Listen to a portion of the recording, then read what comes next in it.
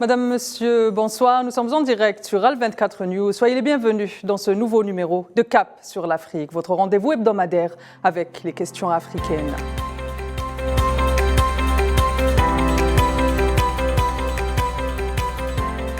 Et pour ce nouveau numéro de Cap sur l'Afrique, je vous propose de nous pencher sur le dossier libyen. D'abord, une intervention étrangère sous l'égide des Nations Unies, l'opération Hartmann qui s'est déroulée entre le 19 mars et le 31 octobre 2011, avec des objectifs hégémoniques à peine voilés. S'en suivront 10 ans de guerre, de conflits et de divisions internes, mais aussi de guerres d'influence des grandes puissances afin de garantir leurs intérêts sur le territoire libyen. Si certains observateurs parle de casse-tête libyen, ce n'est pas pour rien. Les institutions du pays n'ont pas été épargnées tout au long de cette décennie qui a mené à une situation de bicéphalie au pouvoir. Même si les initiatives internationales se multiplient, la solution paraît à chaque fois de plus en plus loin.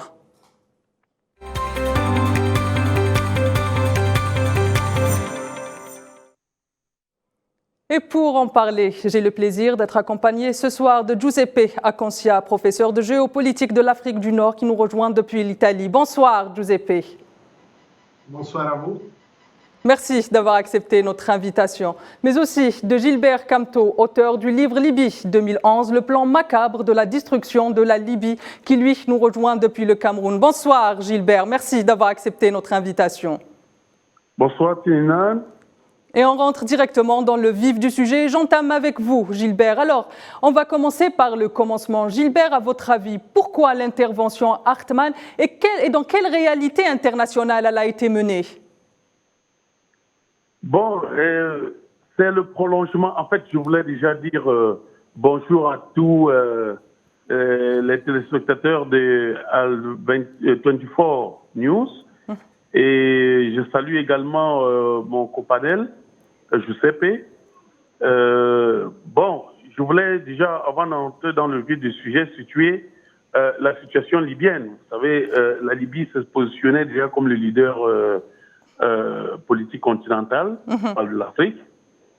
Et la prédation internationale conduite, n'est-ce pas, par la cohorte américaine, française et anglaise et allemande trouvait en la Libye quelques velléités d'indépendance. Donc il fallait à tout prix stopper le leader Mouammar Kadhafi, qui est aussi mon parrain politique. Il fallait le stopper pour ne pas donner un enseignement historique aux peuples africains à pouvoir réclamer leur autonomie. Voilà, ça se situe dans ce sillage où l'Afrique, déjà autour de 2011, voulait son autonomie, une monnaie unique, une armée unique, une éducation unique. Et là, ce n'était pas du bon goût de l'impérialisme. Il fallait absolument l'éradier. Et c'est ce qui s'est passé en 2011. Est-ce que vous pensez que ce qui a été qualifié plus tard, justement par les puissances du chaos, faisait partie des enjeux de cette opération ? Bien évidemment. Si vous imaginez aujourd'hui, si Kadhafi avait existé, ou s'il existait, nous serions aujourd'hui avec une monnaie unique africaine, une banque africaine. Alors, on voit très bien, même avec ce qui se passe au jour d'aujourd'hui, avec la guerre d'Ukraine, on voit bien que le positionnement stratégique de l'économie est un effet majeur de la politique internationale. Et on a vu comment la Russie a pu se prévenir de l'influence occidentale. Et c'est parce que, effectivement, l'Occident considérait Kadhafi comme un danger pour leur hégémonie qu'ils ont créé, n'est-ce pas, le mouvement, le printemps arabe, pour stopper ces chefs d'État du Septentrion qui accompagnaient l'Afrique subsaharienne à pouvoir retrouver son autonomie. Donc voilà où est-ce qu'on en est et voilà pourquoi on se retrouve avec une Libye aujourd'hui presque décapitée. Je passe vers vous, Giuseppe. Giuseppe, quelle est la réalité du terrain aujourd'hui? Et à votre avis, qui sont les acteurs clés de ce conflit aujourd'hui? Oui, bonsoir encore. Et je suis clairement là, il y a eu une attaque catastrophique par l'OTAN. Ça a complètement amener le pays dans l'instabilité politique, avec centaines de milices qui contrôlent le territoire, avec des ressources pétrolières qui ont été gaspillées et en fait sans des mouvements qui pouvaient être comparés aux protestes qu'il y avait dans les autres pays, comme en Égypte et dans d'autres pays à côté de la Libye. Et là maintenant, on a un pays divisé en trois, entre la Cyrénaïque, la Tripolitaine et le désert du Fezzan. Et même là, il y a des puissances qui gèrent cette situation d'instabilité. On va penser par exemple à la Cyrénaïque, où il y a des intérêts égyptiens, de l'Arabie Saoudite, de la Russie, des Émirats Arabes Unis, des milices du groupe Wagner, des milices encore comme la 106, la 204, et le gouvernement de Fatih Bashagha qui a des difficultés à contrôler le côté de Tobruk. De l'autre côté, à Tripoli, il y a les intérêts de la Turquie, du Qatar, des mercenaires syriens, turcomanes, les drones qui sont utilisés et le Premier ministre de Beib qui encore a des difficultés à contrôler la situation en tripolitaine. Et un accord entre Turquie et Russie qui a été signé en 2019 pour se partager les territoires, le contrôle sur le territoire, qui en fait est encore très divisé. C'est très compliqué de parler et trouver un discours d'unité nationale qui serait la solution par rapport à la possibilité d'avoir des élections. Justement, les élections, on va revenir. Par contre, je reviens vers vous, Gilbert. Vous avez commencé à parler de la guerre en Ukraine. Pensez-vous que le conflit russo-ukrainien est relégué au deuxième plan sur le plan international, la crise libyenne? Le conflit ukrainien, au jour d'aujourd'hui, ouvre un grand pan au niveau international parce que au vu de l'actualité actuelle, on considère qu'on voit que l'Occident est en train de perdre contrôle. Il est en train de perdre le contrôle du monde.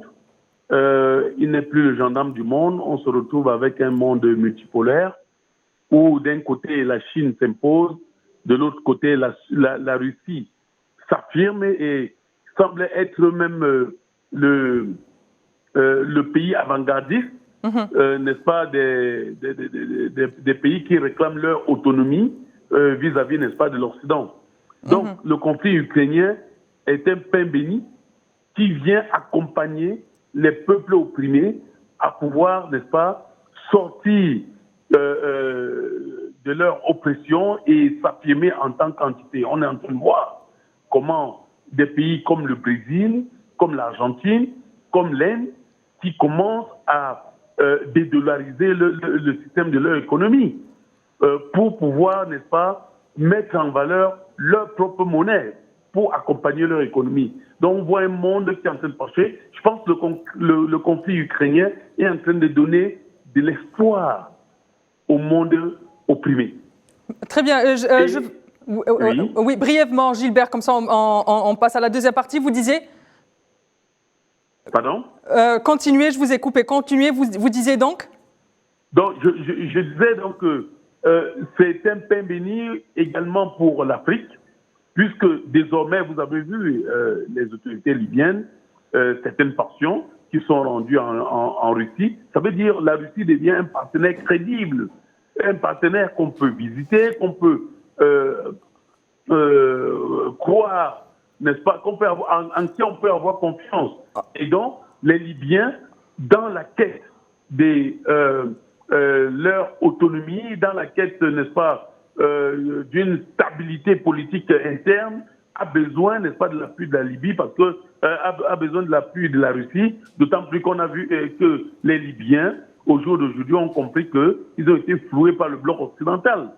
Donc, bien que juste pour approcher le point de vue, n'est-ce pas, de Joseph, je voulais dire, bien que stratégiquement, ces puissances occidentales ont pris position en Libye, mais les Libyens, du fort de leur intérieur, reconnaissent en la Russie la primauté pour pouvoir accompagner la dépendance, l'indépendance territoriale de leur pays.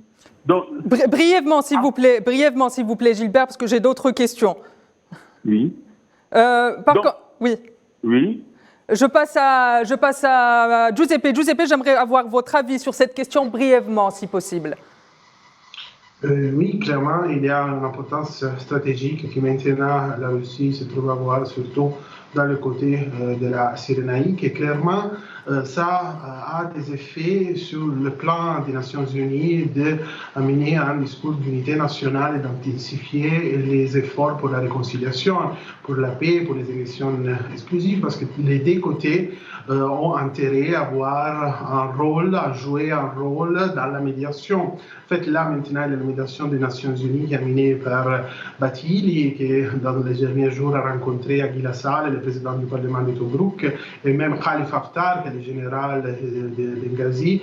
L'idée, c'est de promouvoir un processus participatif et représentatif des différentes institutions libyennes par rapport à la possibilité d'avoir des élections. On sait très bien que les élections devaient avoir lieu l'année passée avec la médiation de Williams, qui était avant le représentant des Nations Unies. Ça n'a pas eu lieu. Donc, en fait, l'importance du projet de Batili et des Nations Unies est d'amener tous les côtés, tous les acteurs, toutes les autorités libyennes, toutes les institutions ensemble, par exemple en formant un autre comité inclusif des factions libyennes et inclure les autorités militaires, par exemple de la Cyrénaïque et de la Tripolitaine. Il y a un soutien à ce processus amené par les Nations Unies, a été même approuvé par le Conseil de sécurité des Nations Unies, qui a reconnu le rôle de médiation de Batili et des Nations Unies comme très important pour arriver à un accord crédible pour avoir des élections. Mais il y a des acteurs à l'intérieur de la Libye qui sont contraires. Par exemple, Khaled El-Mesh, le président du Conseil suprême d'État, qui est contre l'initiative des Nations Unies. Il parle d'une attaque à la souveraineté nationale et même... Justement, on va revenir dans un moment aux initiatives des Nations Unies et même au rôle des Nations Unies en Libye. Le bilan de cette guerre enclenchée par l'Occident pour la soi-disant démocratisation de la Libye a été désastreux pour le peuple libyen d'un côté, mais aussi pour l'ensemble du pays. Vous avez commencé à parler justement des Nations Unies. Aujourd'hui, pensez-vous, Giuseppe, que Batili a compris que cet enjeu justement du rôle des Nations Unies en Libye? Oui, clairement, les Nations Unies jouent un rôle très important, mais en fait, surtout pour promouvoir un processus inclusif, un processus qui peut inclure toutes les institutions. On sait très bien qu'il y a la possibilité de considérer les comités que les Nations Unies ont fait pour les droits humains, par exemple sur le côté de l'assistance technique que le gouvernement de Tripoli a demandé aux Nations Unies comme très important, même s'il y a des missions des experts des Nations Unies qui ont critiqué les violations des droits humains, la coopération avec la garde côtière libyenne. Donc il y a même à l'intérieur de la médiation qui vient des Nations Unies des voix différents. Un point, s'il vous plaît, de pédagogie. Giuseppe, quel est le rôle de la mission d'appui des Nations Unies en Libye? Quel est son rôle concrètement? Un point pédagogique pour les plus novices sur le dossier libyen. Oui, dans ce moment-là, c'est clairement un rôle d'intensifier le nation building, de créer les conditions pour avoir un dialogue entre les deux côtés pour arriver à des élections. Donc, c'est un rôle de médiation. Et il joue ce rôle de médiation très bien. Gilbert, selon bon nombre d'observateurs, le pouvoir local est fondamental dans la construction et la genèse même de l'État libyen. Pourquoi est-ce que ce facteur est négligé aujourd'hui? Déjà parce qu'il n'y a plus un État au sens du terme en Libye. La Libye est faite, n'est-ce pas, des groupes d'opportunistes qui mènent une politique de prédation accompagnée, n'est-ce pas, avec ce système des Nations Unies qui veut une instabilité constante au niveau de la Libye. Les Nations Unies n'ont jamais voulu qu'il y ait la paix en Libye. Si aujourd'hui, parce que quand on parle des Nations Unies, on parle du bloc occidental. Autant pour moi. Si le bloc occidental voulait la paix en Libye, la paix régnerait. Ils ont organisé une pseudo-élection il y a à peu près 2 ans.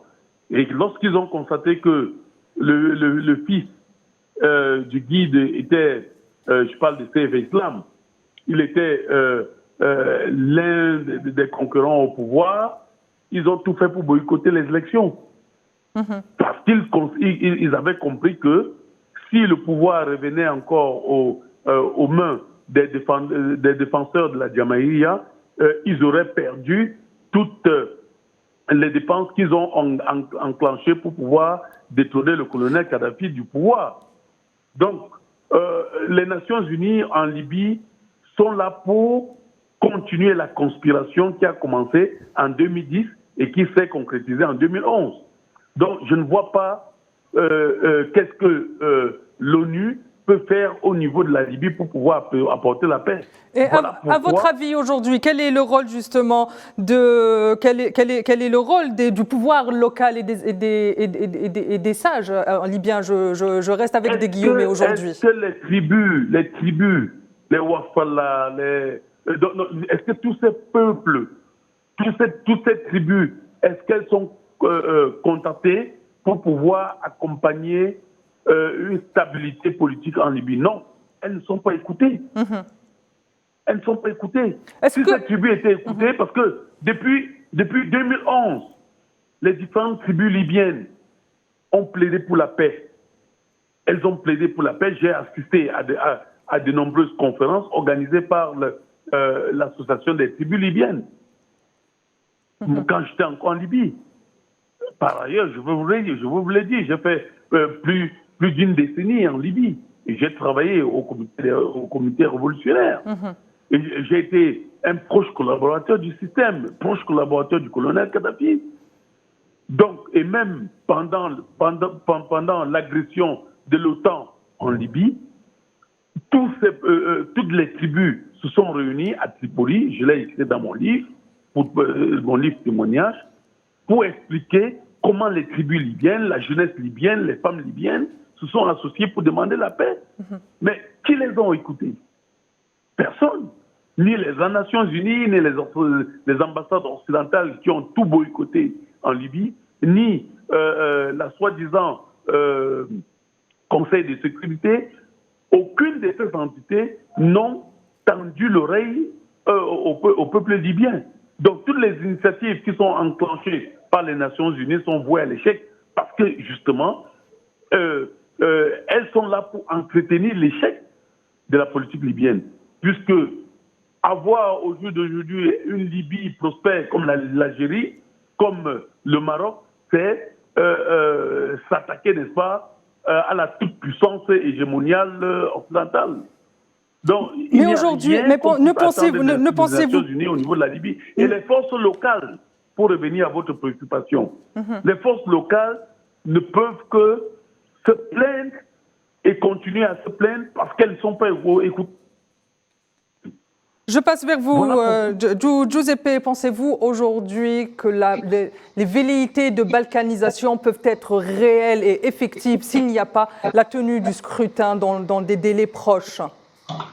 Oui, tout à fait. En fait, là, il y a des tendances très différentes. Il y a des moments où il y a des possibilités positives pour une solution et des moments comme ce moment-là où ça semble très compliqué d'arriver à une solution, d'arriver à des élections.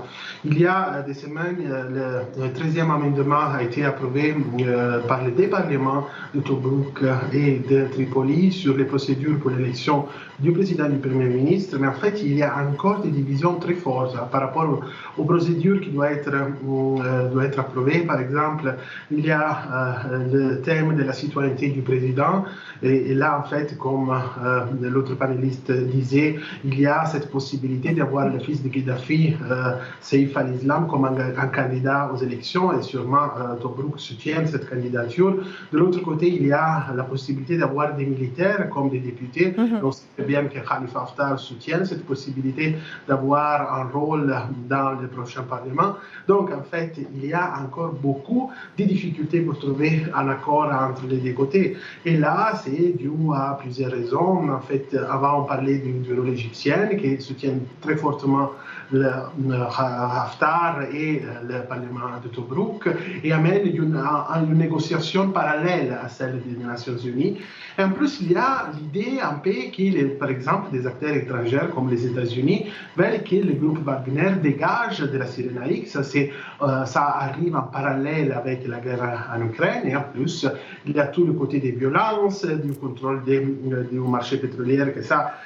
Et encore des armements, parce qu'en fait, dans les derniers 10 ans, la Libye a été pleine d'armes, de violences, de milices armées qui ont contrôlé les territoires et de contrôle sur les ressources pétrolières. Alors concrètement, Giuseppe, quelles sont les difficultés auxquelles doit faire face Abdoulaye Bathily aujourd'hui, brièvement?